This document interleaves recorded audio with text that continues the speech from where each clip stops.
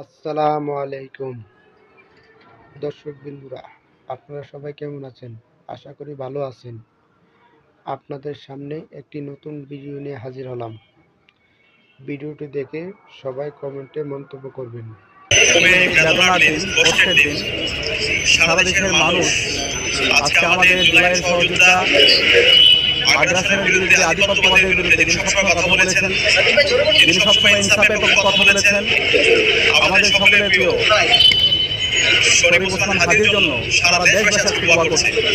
আজকে আমি ঢাকার বাইরে ছিলাম, যখন শুনতে পেয়েছি স্বাধীনতা রওনা দিয়েছি, স্বাধীনতা মনে হচ্ছিল আমরা সবাই গুলিবিদ্ধ হয়েছি, আজকে পুরো জাতি গুলিবিদ্ধ হয়েছে। আজকে সকল মানুষরা আমাদের ওসমান হাদি ভাইয়ের জন্য দোয়া করছে। আমরা আশা রাখছি আল্লাহ তাআলা অবশ্যই আমাদের সকলের প্রিয় জুলাইয়ের সহযোদ্ধা, ইনসাফের প্রতীক শরীফ ওসমান হাদি ভাইকে আমাদের মাঝে ফিরিয়ে দেবেন ইনশাআল্লাহ।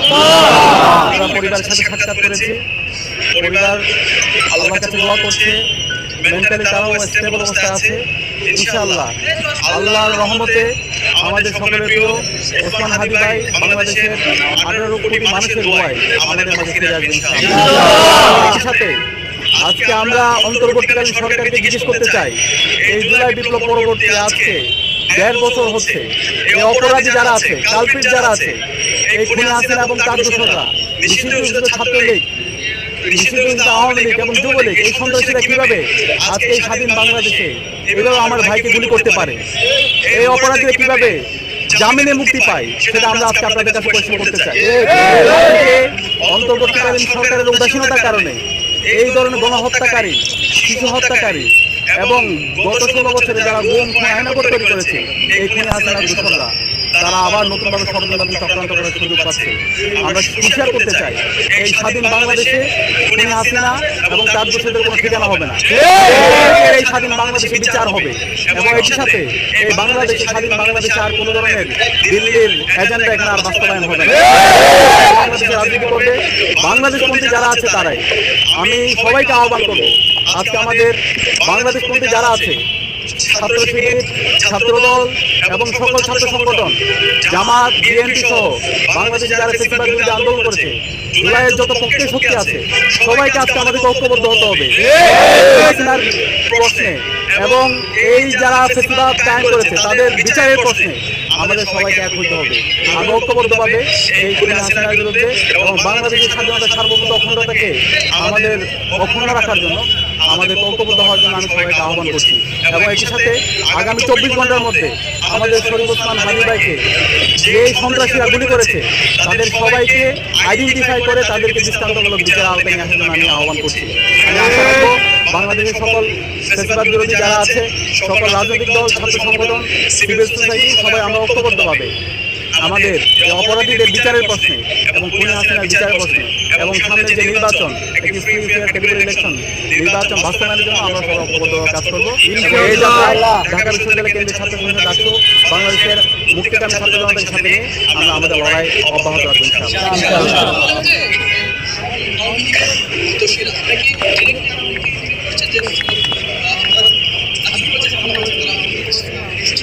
ইতিমধ্যে আমরা যতগুলো রিপোর্ট দেখেছি, গোয়েন্দার থেকে বিভিন্ন রিপোর্ট এসেছে এবং বিভিন্ন ফ্যাক্ট, যে রিপোর্টগুলো এসেছে ফ্যাক্ট চেকারতে, সেখানে ইতিমধ্যে যে তথ্যগুলো এসেছে সেগুলো আমরা দেখতে পেয়েছি ফেসিবাদের দোষরা এই ষড়যন্ত্র এবং চক্রান্ত করেছে এবং ওসমান হাদি ভাইয়ের উপর যে হামলা, সে হামলার সাথে তারা জড়িত আছে। এবং এটির সাথে সেটা আমরা বলতে চাই, বাংলাদেশের যে পুলিশ প্রশাসন আছে, যে ইন্টেলিজেন্স আছে, তারা কি করেছে, এই যে বারবার ষড়যন্ত্র এবং চক্রান্ত হচ্ছে, তাদের কাছে তো রিপোর্ট থাকার কথা। আমার কাছে, আমাদের কাছে মনে হচ্ছে এই ফেসিবাদের দোষরা তারা এখন পর্যন্ত পুলিশের মধ্যে আছে, তারা হচ্ছে এখন পর্যন্ত অ্যাডমিনিস্ট্রেশন আছে, এখন পর্যন্ত সচিবালয় আছে, এখন পর্যন্ত বিশ্ববিদ্যালয় আছে, সেখানে বসে তারা বিভিন্ন ধরনের ষড়যন্ত্র এবং চক্রান্ত করছে। এবং তারা এই ষড়যন্ত্র এবং চক্রান্তগুলোকে আমরা দেখতে পাচ্ছি সেই ফেসিবাদী কাঠামোতে যেভাবে মিডিয়া এই ধরনের ফেসিবাদকে প্রশ্রয় দিয়েছিল, এই ফেসিবাদী যেই কাঠামো, সেই কাঠামোকে টিকে রাখার জন্য মিডিয়া যেভাবে হচ্ছে কনসেন্টগুলোকে তারা ম্যানুফ্যাকচার করেছিল, ঠিক একই কায়দায় নতুন বাংলাদেশে আমরা মিডিয়ার এই ধরনের বিচারিতা দেখতে পাচ্ছি। আমরা আহ্বান করবো এই বিপ্লব পরবর্তী নতুন বাংলাদেশে মিডিয়া অবশ্যই এই জাতির দর্পণ, তারা সত্যকে সত্য বলবে, কিন্তু কোনো ফেসিবাদের দূষণ যারা আমার উসমান শরীফ হাদি ভাইকে হামলার পর এই যাদেরকে এক্সিট দেওয়ার চেষ্টা করে, যারা এই খুনি হাসিনা এবং তার দূষণদেরকে এক্সিট দেওয়ার চেষ্টা করে এবং তাদের পক্ষে জনমত উৎপাদন করার চেষ্টা করে, তাদের বিরুদ্ধে আমাদের সতর্ক থাকতে হবে, তাদের বিরুদ্ধে আমাদের প্রতিবাদ প্রতিরোধ রাখতে হবে। এখনই সময় আমাদের একটি জাতীয় ঐক্যের, এখনই সময় আমাদের যারা কালপ্রিট আছে, যারা সন্ত্রাসী আছে, যারা গণহত্যা এবং শিশু হত্যাকারী আছে, তাদের বিরুদ্ধে আমাদের প্রতিবাদ প্রতিরোধ রাখা। এবং আজকে আমি সাবধান করতে চাই যে জুলাইয়ের প্রজন্ম আছে, তারা কাউকে ভয় পায় না। এই জুলাই প্রজন্ম আমরা রক্ত দিতে শিখে গেছি, আমরা কাউকে ভয় পাই না। কেউ আমাদেরকে যদি ভয় দেখাতে চান, কেউ যদি আবার সন্ত্রাস কায়েম করতে চান, কেউ যদি এই ধরনের গুপ্ত হত্যা চালাতে চান, তাহলে বাংলাদেশে আপনাদের ঠিকানা হবে না। সকল ষড়যন্ত্র চক্রান্ত নস্বাত করে দিবে।